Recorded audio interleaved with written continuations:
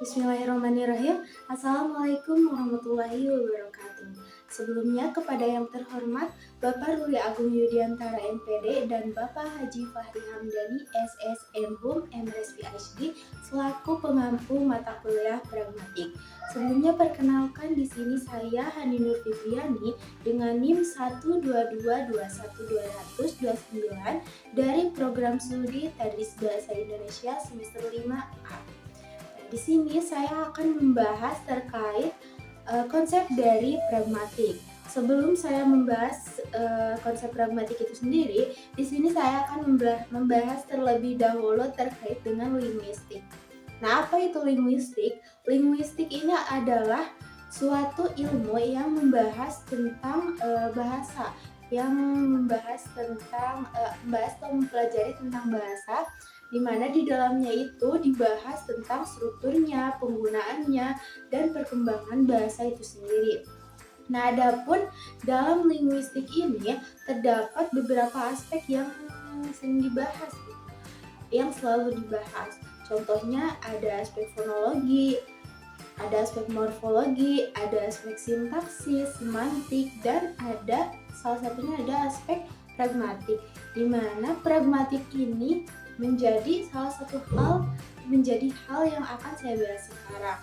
Nah, adapun pragmatik sendiri secara singkatnya adalah cabang linguistik yang membahas hubungan antara bahasa dengan konteks dari bahasa itu sendiri gitu, serta bagaimana makna dari bahasa itu disampaikan dalam sebuah komunikasi. Nah, dalam pragmatik ini terdapat beberapa fokus gitu. Fokus utama dalam bahasan pragmatik. Nah, fokus utama dalam bahasan pragmatik ini adalah terkait kontekstual atau situasional, di mana kontekstual ini muncul berdasarkan beberapa faktor utama. Nah, yang pertama adalah terkait dengan faktor latar tempat. Nah, maksudnya jadi si kalimat ini atau ujaran ini dikatakan di mana gitu. Lalu yang kedua terkait dengan faktor latar waktu. Nah, maksudnya itu si kalimat yang diujarkan itu diujarkan kapan. Lalu yang ketiga terkait dengan faktor partisipan. Nah, siapa saja yang terlibat dalam komunikasi atau kalimat yang diujarkan oleh seseorang. Lalu yang ketiga adalah terkait dengan faktor tujuan atau topik apa yang dibahas dalam komunikasi tersebut. Lalu yang terakhir adalah terkait dengan media komunikasi. Nah, jadi komunikasinya itu menggunakan media apa? Apakah menggunakan media tulisan atau menggunakan media lisan berkomunikasi secara langsung. Nah, dalam pragmatik ini terdapat juga sebuah konsep yang dinamakan dengan konsep tindak tutur atau sering juga kita sebut dengan speech act. Nah, speech act ini adalah sebuah ilmu yang dikemukakan oleh seorang ilmuwan bernama John Austin. Kemudian speech act ini dikembangkan lagi oleh muridnya yang bernama John Searle. Nah, menurut mereka speech act ini adalah kata-kata atau ujaran yang menjadi sebuah aksi gitu, yang menjadi sebuah perbuatan dari seseorang yang mendengar atau mengujarkannya. Nah, adapun speech act ini dibagi menjadi dua bagian. Nah, ada yang disebut dengan tindak tutur secara langsung dan ada juga yang disebut dengan tindak tutur secara tidak langsung. Nah, apa sih tindak tutur secara langsung itu? Maksudnya tindak tutur secara langsung ini adalah sebuah kalimat atau kata-kata yang diujarkan seseorang yang maknanya itu bisa diucapkan, bukan bisa ya, akan tetapi memang diucapkan secara langsung oleh orang yang mengujarkan kata-kata atau kalimat tersebut. Contohnya, seseorang berkata, tolong ambilkan air. Nah, si maknanya itu memang sudah langsung dapat dimengerti dan memang langsung diucapkan oleh orang yang mengujarkan kalimat tersebut. Jadi orang yang mendengar itu langsung mengerti gitu bahwa orang yang tadi minta tolong itu memang minta tolong untuk membawakan air untuknya gitu. Jadi langsung dapat dipahami. Adapun ujaran yang tidak langsung adalah kata-kata atau kalimat yang diucapkan oleh seseorang yang biasanya kalimat maknanya itu tersirat dalam kalimat yang ia ujarkan gitu. Contohnya misalkan seseorang ada berada pada ruangan yang cukup panas gitu karena memang cuacanya panas. Kemudian orang itu mengeluh gitu kepada temannya, e, di ruangan ini panas ya. Nah kemudian si orang yang mendengarnya itu mengerti gitu, mengertinya itu lewat makna yang tersirat di dalam di dalam kalimat yang diujarkan oleh temannya itu gitu, bahwa si temannya itu merasa kepanasan sehingga orang yang mendengar kalimat itu membukakan jendela supaya ruangannya itu tidak terlalu panas lagi. Jadi maknanya memang tersirat, tidak langsung diucapkan oleh orang yang mengucapkan kalimat tersebut. Nah, dalam speech ini terdapat 3 konsep utama. Nah, apa saja konsep utama itu? Konsep utama itu diantaranya adalah lokusi, ilokusi, dan perlokusi.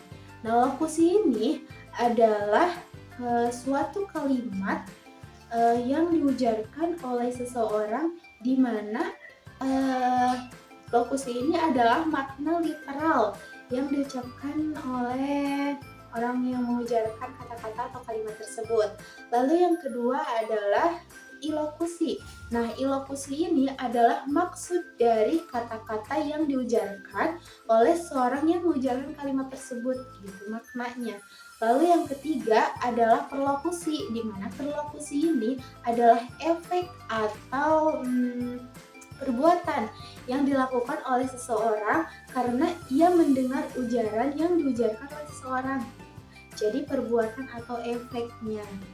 Contohnya, misalkan seseorang berkata, bisakah kamu tolong membukakan pintu? Nah, kalimat bisakah tolong kamu membukakan pintu itu adalah lokusinya. Ilokusinya apa? Ilokusinya itu adalah maksud dari kalimat atau pertanyaan maksud dari kalimat tersebut, di mana maksudnya itu seseorang itu minta tolong kepada orang lain untuk membukakan pintu. Sedangkan perlokusinya adalah aksi atau tindakan dari orang yang dimintai pertolongan tersebut, yaitu membukakan pintu gitu. Jadi perlokusi itu adalah tindakannya ya gitu. Selanjutnya di sini saya akan membahas terkait dengan prinsip Maxim Grace, di mana Maxim Grace ini dikemukakan oleh seorang filsuf bahasa yang bernama Herbert Paul Grace pada tahun 1975.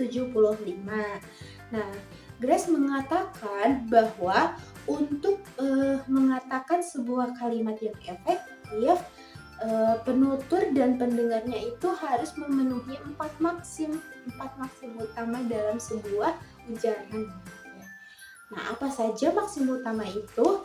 Yang pertama adalah maksim kuantitas.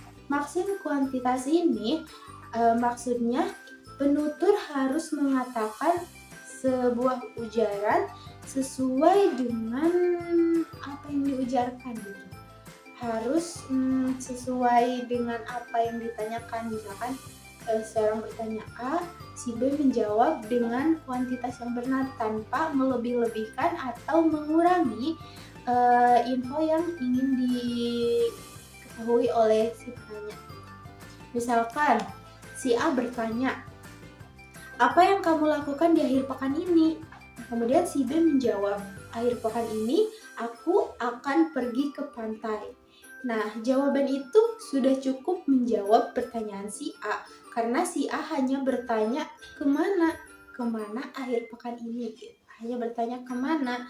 Jika si B menjawab pergi ke pantai, itu sudah memenuhi maksim kuantitas tersebut. Akan tetapi jika si B malah menjawab pergi ke pantai, jam sekian bersama siapa-siapa misalkan. Nah, itu sudah melanggar maksim kuantitas gitu, karena sudah melebih-lebihkan informasi yang ingin yang ingin diketahui oleh si penanya. Lalu yang kedua, ada yang disebut dengan maksim kualitas. Nah, maksim kualitas ini maksudnya adalah penutur diharapkan untuk mengatakan sesuatu sesuai dengan faktanya gitu. Sesuai dengan apa yang benar, apa yang dia rasakan gitu. Contohnya, jika seseorang bertanya tentang cuaca hari ini, kemudian orang yang ditanya menjawab, cuaca hari ini sangat panas. Nah, apabila cuacanya memang benar-benar panas, si orang yang menjawab cuaca hari ini sangat panas, dia sudah memenuhi maksim kualitas gitu. Karena cuaca panas yang dia ujarkan itu memang benar-benar terjadi di hari itu, cuacanya sangat panas. Nah, lalu yang ketiga, ada yang dinamakan dengan maksim relevansi. Apa itu maksim relevansi? Nah, maksim relevansi ini maksudnya adalah percakapan seseorang itu harus relevan, harus sesuai dengan topik yang dibahas, topik yang ditanyakan atau apapun itu, harus sesuai, harus relevan. Contohnya, misalkan si A bertanya, menurut kamu film A itu seru gak sih? Kemudian si B menjawab, kalau menurut aku film A ini seru gitu karena alurnya sangat unik. Nah, jawaban si B ini sudah relevan dengan topik yang ditanyakan oleh si A. Karena si A ini kan bertanya soal film gitu. Filmnya seru atau enggak? Nah, si B ini sudah menjawab bahwa filmnya itu seru dengan alasan alurnya yang unik. Baik, jadi kesimpulan dari pemaparan materi saya tersebut adalah pragmatik ini merupakan cabang dari ilmu linguistik, di mana linguistik ini adalah ilmu yang membahas terkait bahasa. Jadi pragmatik ini membahas hubungan antara bahasa dengan konteks atau makna dari bahasa itu sendiri. Nah, adapun dalam pragmatik itu dibahas juga terkait dengan ilokusi, lokusi, dan perlokusi yang menjadi konsep utama dalam pragmatik itu sendiri. Dalam konsep tindak tutur yang ada dalam pragmatik itu sendiri. Nah, selain itu dalam pragmatik juga dibahas terkait maksim Grace, di mana maksim Grace ini menjadi salah satu faktor yang menjadi kalimat ini bisa disebut kalimat yang efektif dan efisien gitu. Komunikasi itu bisa disebut komunikasi yang efektif dan efisien ketika kalimat itu sudah memenuhi 4 maksim Grace gitu. Di mana maksim Grace ini diantaranya adalah maksim kuantitas, maksim kualitas, maksim relevansi, dan yang terakhir adalah maksim cara. Adapun pragmatik sendiri merupakan salah satu ilmu yang menurut saya penting untuk dipelajari atau dipahami. Mengapa demikian? Karena dengan pragmatik kita dapat memahami makna yang ada di dalam sebuah kalimat gitu. Sehingga itu memungkinkan seorang dapat berkomunikasi dengan lebih efektif dan menghindari kesalahpahaman juga, karena dengan pragmatik kita dapat memahami makna apa sih seseorang itu mengatakan ini tuh apa maknanya, apa maksudnya, sehingga tidak terjadi kesalahpahaman dalam berkomunikasi. Jadi sekian presentasi yang dapat saya sampaikan. Mohon maaf apabila ada kesalahan baik dalam kata ataupun tindakannya. Terima kasih untuk yang sudah meluangkan waktu dalam mendengarkan penjelasan ini. Wabillahi taufiq wal hidayah. Wassalamualaikum warahmatullahi wabarakatuh.